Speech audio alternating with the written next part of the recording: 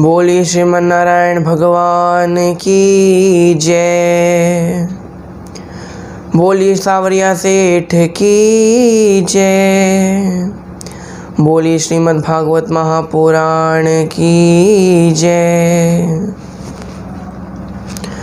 भक्तजनों, जिस प्रकार पिछले सत्र में हमने चंद्रवंश के बारे में जाना, जिनमें कई राजा हुए, श्री परशुराम जी के बारे में जाना, पुरुरवा और उर्वशी के बारे में जाना, राजा ययाति के बारे में जाना। राजा ययाति के दो पुत्र थे, यदु और पुरु। तो पुरु वंश में एक राजा हुए दुष्यंत। तो आज हम उनकी कथा जानेंगे। श्री विश्वामित्र और श्री वशिष्ठ मुनि के बारे में भी जानेंगे। लेकिन उससे पहले यदि आपने हमारे चैनल को अब तक सब्सक्राइब नहीं किया है तो प्लीज़ हमारे चैनल को सब्सक्राइब कर दीजिए एवं इस बेल आइकन को अवश्य दबाएं, जिससे हमारी नई आने वाली वीडियोस की नोटिफिकेशन आपको सबसे पहले प्राप्त हो। तो आइए शुरू करते हैं।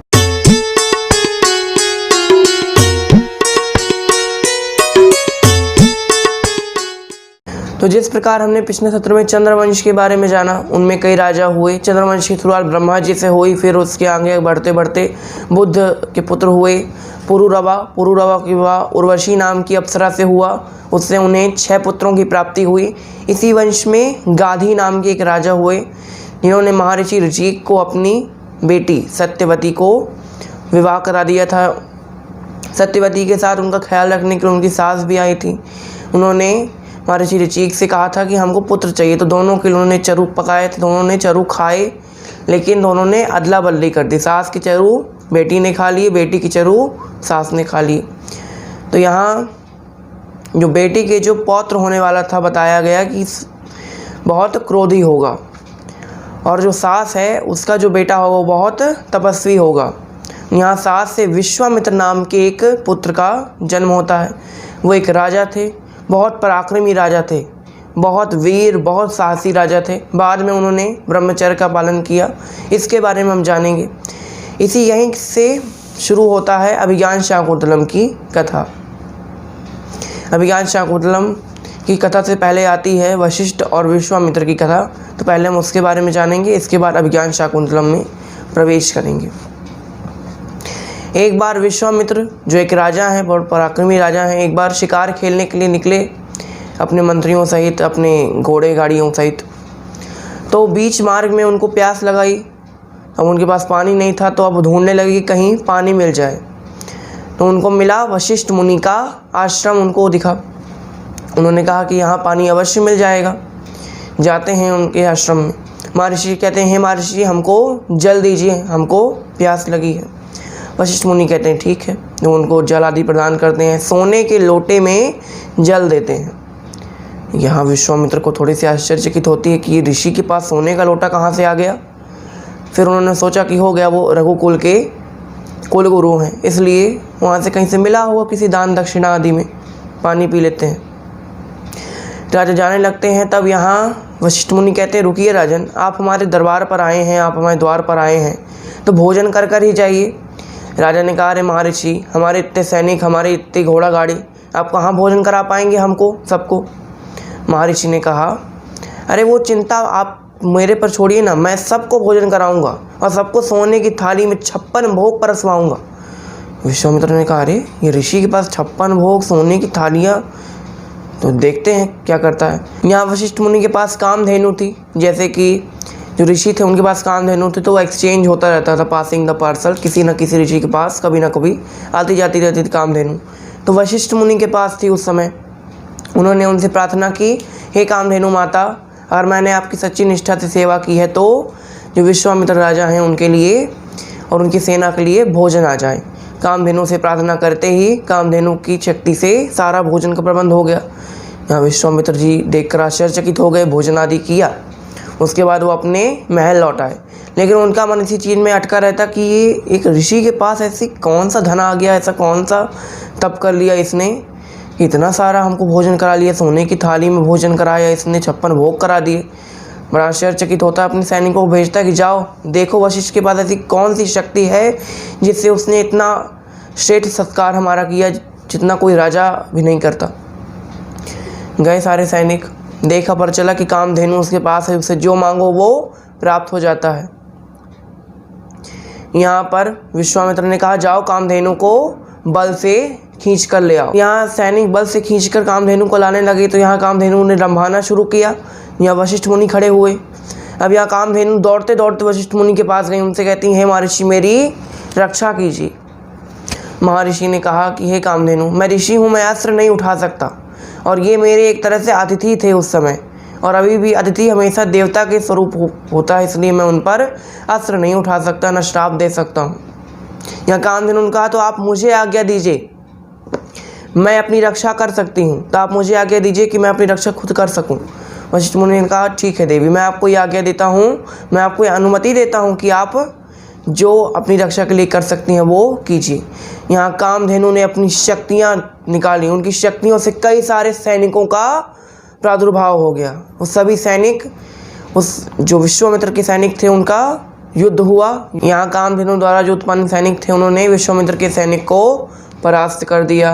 यहाँ विश्वामित्र को पता चलता है कि सैनिक परास्त हो गए तो अपने पुत्रों को भेजते हैं। अब जो पुत्र थे वो वशिष्ठ के अतिथि नहीं थे, इसलिए वशिष्ठ ने उन पर कई सारे अपने मायावी अस्त्र चलाए। उन्होंने जो अपने बल आदि पराक्रम से प्राप्त किए थे वो अस्त्र चलाए, यहाँ पुत्रों का सर्वनाश कर देते हैं। यहाँ विश्वामित्र को पता चला कि वशिष्ठ ने उनके सारे पुत्रों को अस्त्रों से घायल कर दिया है। यहाँ विश्वामित्र जो है वो आग बबूला हो जाते हैं, बहुत गुस्से में हैं कि आज मैं वशिष्ठ का अंत कर दूंगा।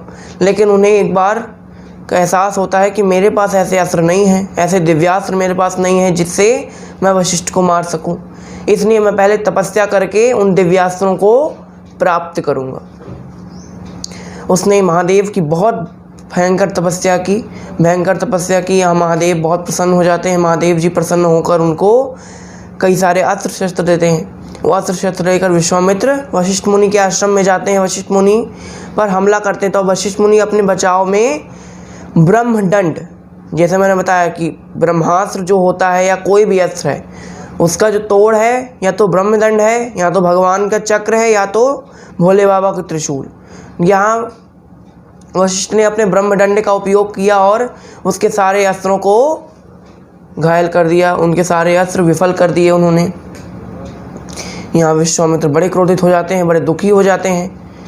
यहाँ विश्वामित्र दूसरी बार तपस्या करने लगते हैं कि मैं अब वशिष्ठ जैसा पद प्राप्त करूँगा, मैं ऐसा पद प्राप्त करूँगा जिससे वशिष्ठ को भी मेरा सम्मान करना पड़े, मैं ब्रह्म ऋषि पद को प्राप्त करूँगा। जब तक मैं ब्रह्म ऋषि पद को प्राप्त नहीं करूँगा तब तक मैं वशिष्ठ को नहीं हरा पाऊँगा। यहाँ ब्रह्मा जी की तपस्या की, बहुत घोर तपस्या करते हैं ब्रह्मा जी की। ब्रह्मा जी प्रकट होते हैं, उनको कहते हैं राज ऋषि भव, यानी तुम राज ऋषि हो जाओ। ब्रह्म ऋषि का वरदान नहीं दिया। विश्वामित्र ने कहा ब्रह्म ऋषि का वरदान चाहिए था, आपने राज ऋषि का क्यों दिया?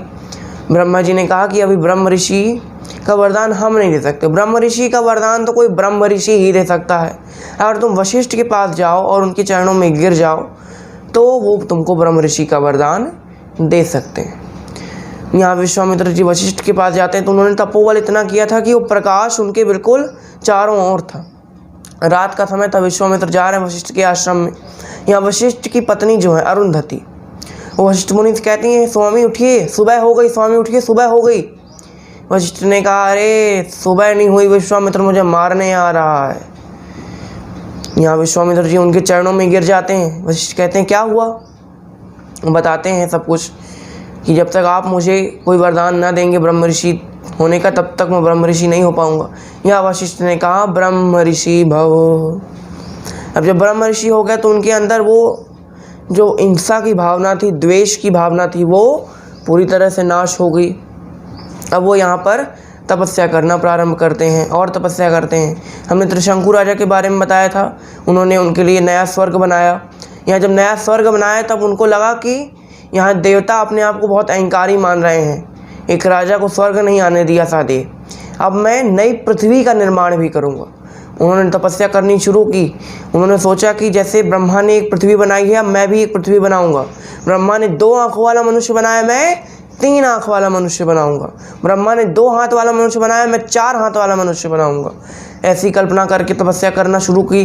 तपस्या की और एक सर का निर्माण किया। सर का निर्माण किया यानी ऊपर उसकी जटा होती है, यहाँ सर का निर्माण किया, 3 आँखें बना दी उसकी। अब यहाँ ये सब निर्माण कर रहे थे। यहाँ इंद्र को बड़ा आश्चर्य हुआ। उनको लगा कि अरे ये तो हमारा लगता स्वर्ग भी छीन लेगा, इतनी घोर तपस्या कर रहा है। यहाँ इंद्र ने कहा कि इसकी तपस्या को भंग करना पड़ेगा, वरना कुछ ना कुछ हमारा हित हो जाएगा। यहाँ इंद्र ने कहा अगर हम जाएंगे तो हमको हो सकता है श्राप दे दे। तो यहाँ उसने मेनका नाम की अप्सरा, उसके दरबार में नृत्य आदि करती थी, गायन करती थी, उसको भेजते हैं। कहते हैं जाओ तुम विश्वामित्र की जो तपस्या है उसको भंग कर दो। मेनका कहती है मुझसे ऐसा पाप ना कराइए। इंद्र कहते हैं तुम मेरी एक दासी के समान हो, जाओ मैं जैसा कहता हूँ वैसा करो।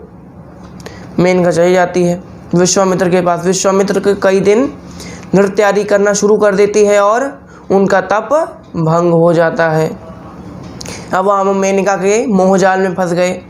कई समय बीतता गया। यहाँ मेनका गर्भवती हो गई। मेनका गर्भवती हुई। यहाँ विश्वामित्र को चेतना आई कि अरे हम तो तपस्या कर रहे थे, यहाँ इस लड़की के मोहजाल में फंस गए। उनसे कहते हैं तुम कौन हो? बताती हैं कि मैं इंद्र की एक अप्सरा हूँ, उन्होंने आपका तपस्या भंग करने के लिए मुझे भेजा था। विश्वामित्र ने कहा मेनका से अभी यहाँ से जल्दी चली जाओ, वरना मैं क्रोधाग्नि से तुमको भस्म कर दूंगा।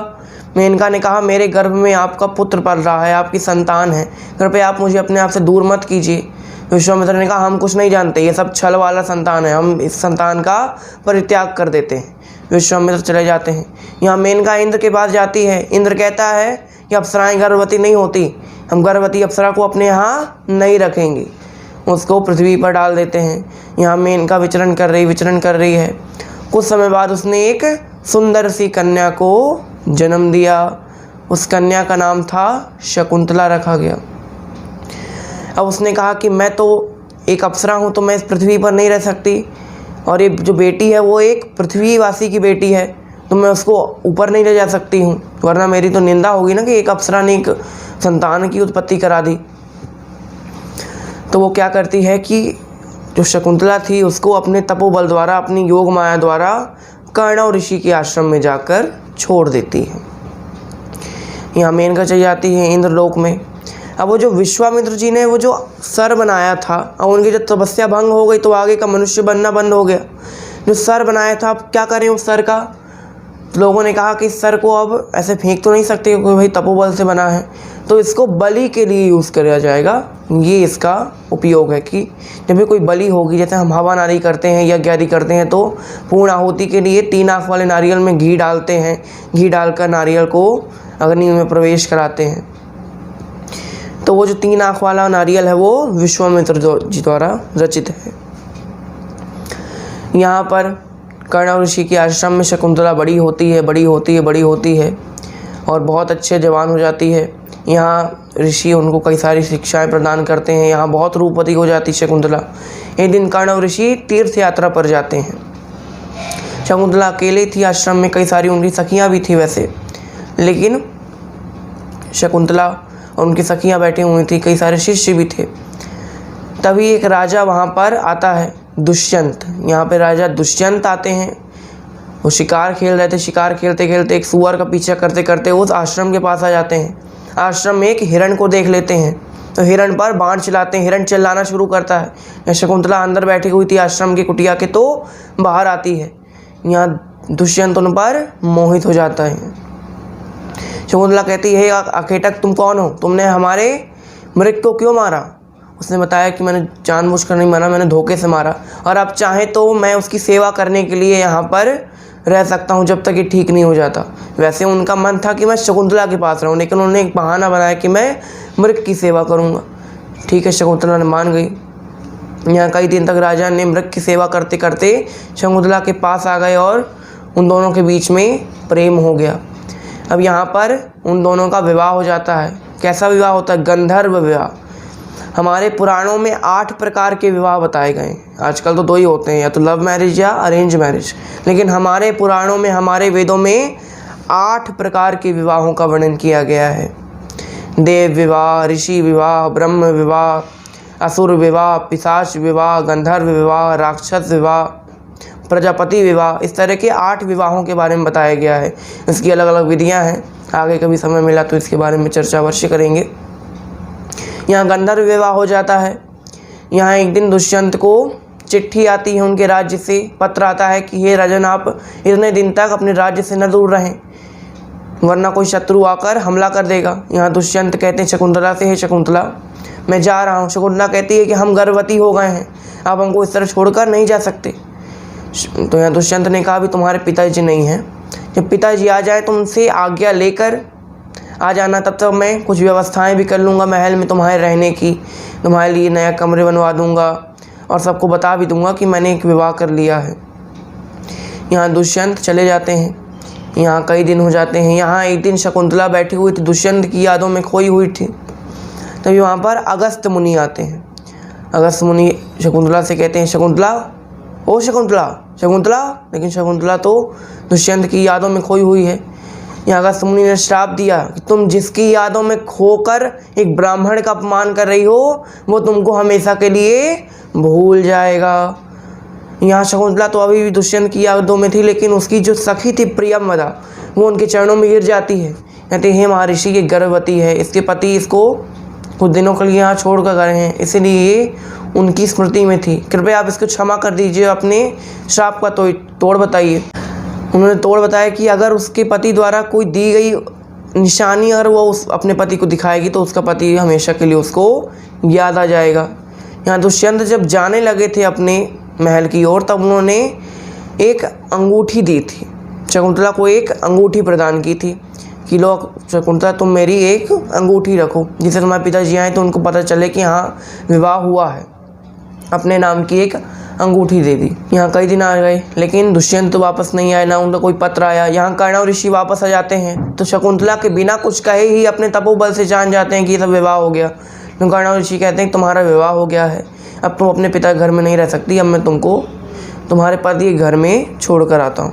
कर्णव ऋषि और शकुंतला जाने लगते हैं। यहाँ बीच रास्ते में एक नदी पड़ती है, वो लोग नाव का सहायता लेकर नदी को पार करने लगते हैं। यहाँ शकुंतला जो थी वो नदी की पानी को देखकर बहुत खुश हो जाती है। आसपास जो हिरण आदि थे उनको देखकर खुश हो जाती है। जो पानी के अंदर मछलियाँ थीं उनको देख रही थी, मछलियों को छूने का प्रयास करती है, अपने हाथों को पानी के अंदर हिलाने लगती है। वो हिलाने लगी तो अंगूठी जो है पानी के अंदर चली गई, तो आखिरी निशानी थी वो भी चली गई। यहाँ शकुंतला चली जाती है राजा दुष्यंत के दरबार में। दुष्यंत कहते हैं, देवी आप कौन हैं? क्योंकि अगस्त मुनि का श्राप से वो सब भूल गए थे। देवी आप कौन है? शकुंतला ने बताया कि हम आपकी पत्नी हैं, आपने हमारे साथ गंधर्व विवाह किया कर्णव ऋषि के आश्रम में, ये कर्णव ऋषि हैं। उन्होंने कहा हमको कुछ नहीं याद है, हमारी तो कोई पत्नी नहीं है। यहाँ शकुंतला कहती है कि निशानी दिखाना है ना, तो निशानी देखती है तो निशानी तो है ही नहीं, अंगूठी नहीं है। यहाँ बहुत चिंतित हो जाती हैं। यहाँ दुष्यंत कहते हैं, अगर आप कोई तपस्विनी है, देखने से तो आप कोई तपस्विनी लगती हैं, अगर आपको कुछ धन आदि चाहिए तो मैं दे सकता हूँ, लेकिन आपको मैं पत्नी रूप में स्वीकार नहीं कर सकता। यहाँ शकुंतला उनके महल से चली जाती है। यहाँ कर्णव ऋषि कहते हैं कि हम तुमको अपने साथ नहीं रख सकते, तुम्हारा विवाह हो चुका है, अब तुम्हारी संतान भी होने वाली है, तो तुम अपने पिता घर में रहोगी, ये जगत के लिए अच्छा नहीं है। उन्होंने कहा तुम जहाँ भी रहो, तुम वनवास करो, कुछ भी करो, अब तुम हमारे साथ नहीं रह सकती। यह शकुंतला वन भटकना शुरू कर दिया। यहाँ स्वर्ग से मेनका देख रही थी सब। अब भले ही वो अप्सरा है, लेकिन है तो एक माँ ही ना, माँ की एक ममता उनके अंदर जागी। यह शकुंतला बेहोश हो गई। एक तो गर्भ में इतना शिशु है एक ठो, और धूप का समय है, वन में घूम रही, नंगे पैर हैं, तो यहाँ बेहोश जाती हैं। तो यहाँ मेनका स्वर्ग से आती हैं और उनको अपनी योग माया द्वारा मरीचि मुनि के आश्रम में दे देती हैं। यहाँ मरीचि मुनि के आश्रम में उनका आदर सत्कार आदि होता है। सब अपना वृत्तांत बताती हैं मरीचि मुनि को कि ऐसा ऐसा मेरे साथ हुआ है। मरीचि मुनि के आश्रम में उनका एक पुत्र होता है भरत, अति सुंदर, अति पराक्रमी, इतना वीर, छोटे से ही इतना वीर था कि कोई बालक इतना वीर छोटे से नहीं हो सकता था। यहाँ वो जो अंगूठी थी वो पानी में गिर गई थी, वो पानी में गिरी और एक मछली ने उसको खा लिया। वो मछली को एक मछुआरे ने पकड़ा, मछुआरे ने उस मछली को काटा तो वो अंगूठी मिली। यहाँ मछुआरे चिल्लाना शुरू कर, देखो देखो मुझे अंगूठी मिली, अंगूठी मिली। यहाँ नदी के किनारे राजा कुछ सैनिक भी थे, उन्होंने देखा कि कहाँ अंगूठी मिल गई इसको। देखते हैं इसमें तो दुष्यंत की फ़ोटो बनी हुई है, उनका नाम अंकित है। कहते हैं अरे ये तुमने चुराई है राजा के यहाँ से, क्योंकि ये अंगूठी केवल राजा के हाथ में होती है और किसी के हाथ में नहीं होती। यहाँ पर उस जो मछुआरा था उसको ले जाया जाता है कि राजा के यहाँ उसने चोरी की होगी। यहाँ राजा जैसे ही अंगूठी को देखते हैं वैसे ही सब याद आ जाता है कि ऐसा ऐसा हुआ था। अब यहाँ ढूंढने लगते हैं, रोने लगते हैं कि शकुंतला शकुंतला। यहाँ पर कर्ण ऋषि के आश्रम पहुँचते हैं तो कर्ण ऋषि के आश्रम कर्ण ऋषि तो नहीं थे, बताते हैं उनकी जो सखियाँ थी प्रियंवदा और गौतमी, वो बताती हैं कि वो अब मरीचि मुनि के आश्रम में हैं। यहाँ वो अब घूमने लगे भटकने लगे, ढूंढने लगी शकुंतला कहाँ है, मेरी शकुंतला कहाँ है। यहाँ पर अब कुछ समय व्यतीत हो गया। जो मरीचि मुनि थे उन्होंने भरत के हाथ में एक जड़ी बांधी हुई थी, हाथ में एक तरह की औषधि बांधी थी या एक तरह का कवच, या अगर कोई उसके पिता के अलावा कोई अनजान व्यक्ति उसको छुएगा तो जड़ी एक सांप बनकर उसको डस लेगी। यहाँ भरत छोटे से ही बड़े पराक्रमी थे, शेर के दांत गिन लिया करते थे, शेर का मुंह खोलते और उनके दांत गिन लेते, इतने पराक्रमी वीर हुए थे। यहाँ एक बार दुष्यंत राजा को सभी देवता देवासुर संग्राम में आमंत्रित करते हैं कि आप आइए और युद्ध कीजिए। यहाँ इंद्र का विमान आता है उनको लेने, इंद्र के विमान में जाते हैं, युद्ध होता है, देवताओं की जीत हो जाती है। यहाँ इंद्र का विमान उनको छोड़ने आता है तो उनको मरीचि मुनि के आश्रम में ही छोड़ देता है। यहाँ राजा घूमने लगते हैं, देखते हैं कि अरे वाह, इतना सुंदर आश्रम है जहाँ शेर और सियार एक साथ पानी पीते हैं, जहाँ हाथी और शेर, हिरण, बाघ सब एक साथ पानी पी रहे हैं, बड़ा अच्छा उनको लगता है। आगे चलते हैं तो क्या देखते हैं कि वहाँ पर एक भरत नाम का एक छोटा सा बालक है, उसको देखकर एक मोह जाग जाता है, एक पिता का मोह जाग जाता है। उनको लगता है अरे ये लगता है मेरा कोई इससे बहुत बड़ा संबंध हो। यहाँ दुष्यंत उसको पास बुलाते हैं, उसको अपने गले से लगा लेते हैं। यहाँ जो 2-3 सखियाँ थी शकुंतला की, वो देखती हैं तो वो बड़ी आश्चर्यचकित हो जाती हैं, महर्षि मरीचि की जो जड़ी है वो झूठी हो गई क्या, कि कोई अनजान व्यक्ति उसको छुआ और सांप बनकर वो डसी नहीं। यहाँ उन्होंने सोचे कहीं उसके पिता ही तो नहीं। शकुंतला को बुलाते हैं, शकुंतला देखती है, दुष्यंत और शकुंतला का यहाँ पर मिलन हो जाता है। दुष्यंत शकुंतला का मिलन हुआ, दुष्यंत ने शकुंतला को अपनी रानी बनाया, उनको अपने राज्य ले गए, कई वर्षों तक राज्य किया। फिर भरत ने राज्य किया, भरत जी के ही वंश में पांडव, कौरव आदि हुए, राजा शांतनु हुए, भीष्म पितामह भी इसी वंश में हुए, कई सारे राजा हुए। इसके बारे में आगे चर्चा करेंगे। आज की हम कथा को यहीं विराम देते हैं। आज के लिए बस इतना ही। जय श्री राधे। श्री भागवत भगवान की है आरती, पापियों को पाप से है तारती। भागवत भगवान की है आरती, पापियों को पाप से है तारती। पापियों को पाप से है